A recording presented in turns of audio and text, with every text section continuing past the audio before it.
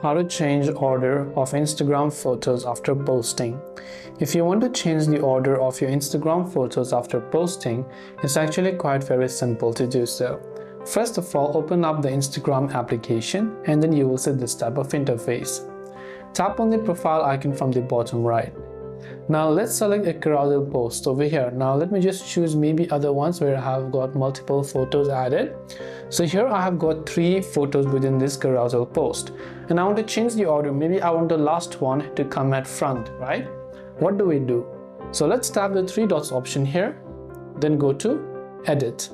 When we go to edit, now let me just try to hold it. You can see there is no option that I could possibly go ahead and then drag it out to the top or the first one, but there is still a certain trick, but you have to adjust it according to your needs. Let's say you want this last one to come to the front, right? What you do now is to delete this last photo. Now do not worry, we will restore it. So just go ahead and then tap on this little trash icon that you can see beneath that photo.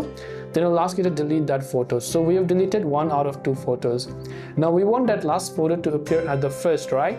So now we'll just go ahead and then save the changes. Now a trick we're going to apply here is that we're going to restore that photo. So tap on the profile icon and then go to the 3 lines icon from the top right.